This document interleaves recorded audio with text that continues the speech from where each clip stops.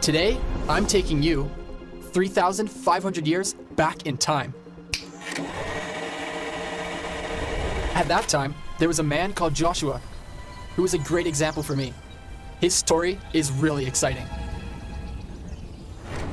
Maybe you've heard the story of when Moses and the Israelites left Egypt. They started a long journey towards a country that God had promised to give them.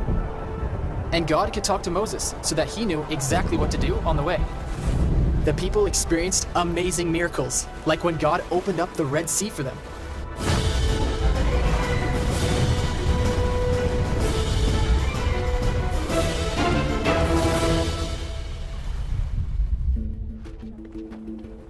But strangely, the Israelites always started to complain and doubt God when things started getting hard.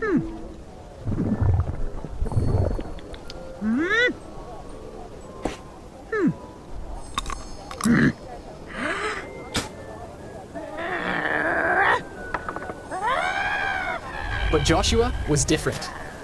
Just like Moses, he was always full of faith in God. Joshua quickly became one of the Israelites' most important warriors. He must have learned a lot from Moses.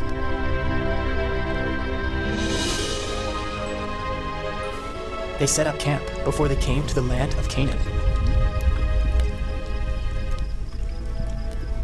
I have chosen you, 12 strong and brave chieftains, to spy out the land of Canaan for 40 days. Of course, Joshua was one of the spies, and so was his friend, Caleb. We will find out everything we need to know about the land God has given us. No one was allowed to know why they were there, and they didn't give away their plans to anyone. The land was way better than they thought. It was green, with lots of farms, and plenty of food. They took lots of fruit, and a bunch of grapes that were so big that 2 men had to carry it between them.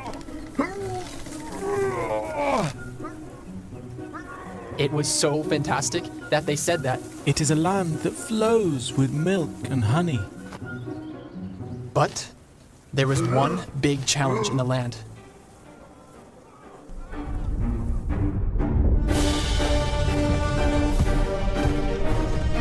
One of the nations that lived there, the Anakim, were much bigger and much taller than anyone the spies had ever seen before.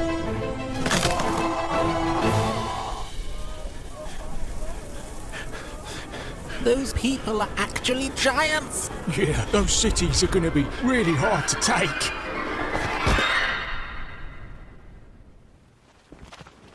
After 40 days, the spies came back to Moses and told what they had seen. Straight away, the people started doubting that God would help them. They didn't think that they would be able to enter the land. The other spies also started to doubt. No, we can't just attack those people. Yeah, all the men we saw there were big and strong. We felt like grasshoppers compared to them. And they probably felt the same. That only made things worse. If only we had died in Egypt. If only we could die here in the wilderness. Why did God lead us to this land? To fall by the sword and for our wives and children to be taken captive by the enemy? Imagine suddenly they wanted to go back to Egypt. Joshua, Caleb, and Moses knew that it's a sin to doubt God, and now the people were doing it again. But Joshua and Caleb were thinking differently. They were in a spirit of faith. Listen, God will bring us into this land and give it to us, a land that flows with milk and honey. Only do not rebel against the Lord, and do not fear the people of the land. They are no more than a piece of bread for us. The Israelites became so angry that they wanted to kill Joshua and Caleb. Then God had to stop the people himself. How long will these people reject me? And how long will they not believe me? With all the signs which I have performed among them. But Moses loved the people of Israel and asked God to forgive them. And because Moses was a faithful man, God decided to listen.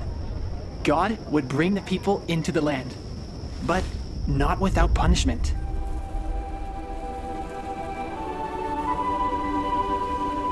Because the people of Israel didn't believe, God would let them wander in the wilderness for 40 years before they could enter Canaan.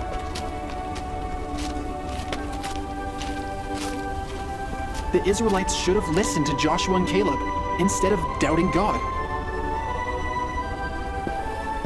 But Joshua held on to his faith and never doubted God's word about the promised land. But we'll hear more about that in the next episode. See ya!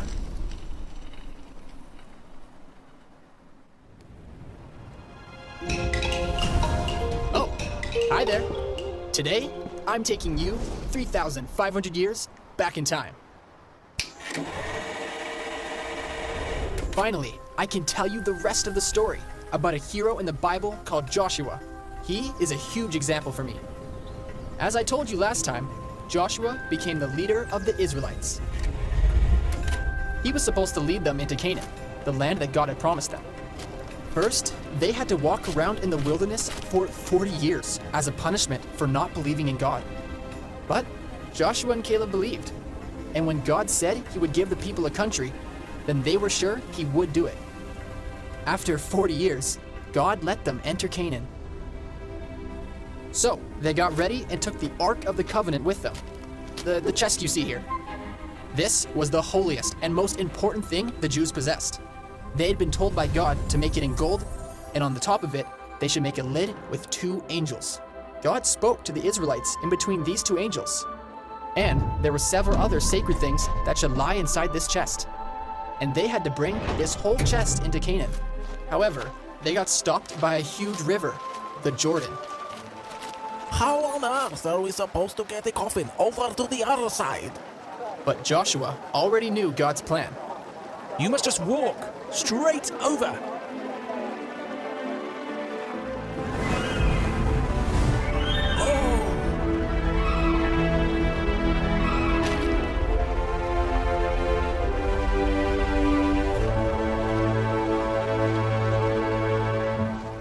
And the first thing they met was the city of Jericho. It was surrounded by a massive wall. The people who lived there had already heard that the Israelites would come, so Jericho was completely closed. No one came out, and no one came in. But the Israelites had to defeat Jericho if they were going to keep going into Canaan. They set up camp and had to figure out how to take the city.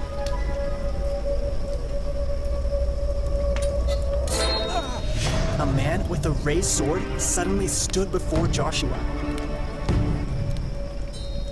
Wait! Are you one of us, or do you belong to the enemy? Neither. I am the chief of the Lord's army. I have arrived. Joshua understood that he was a messenger sent by God. What does my lord have to say to his servant? Take off your shoes, for the place where you stand is holy ground. Now, Joshua listened carefully. God had promised Joshua that the Israelites would take Jericho, but the way he was going to take the city was quite strange. This was not going to be an ordinary conquest of a city. That was for sure. The next morning, Joshua told the people what God had said. The priests are to carry the Ark of the Covenant and get ready to walk. 7 priests shall walk in front of the Ark and blow their horns. Armed men with weapons will walk at the front, and the rest of the people will follow at the very back. And one more thing, you must not say a word until I give the order. And so, they walked in complete silence around the city once and went back to the camp. I can imagine many were wondering what Joshua was doing.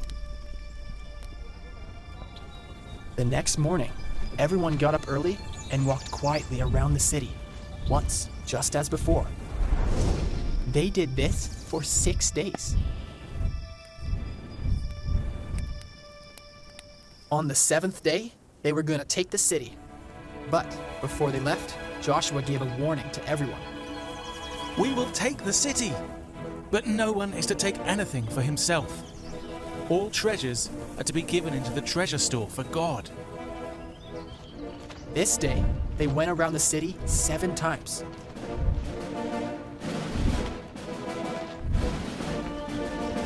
And when the horns blew for the 7th time, all the people shouted as loud as they could.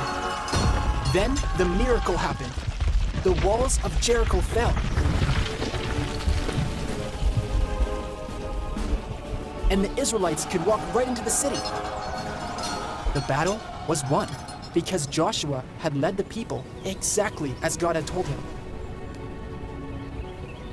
He was always obedient to God, and in this way, they continued to take the rest of Canaan. God helped them drive out their enemies, and the Israelites could now live peacefully in their new home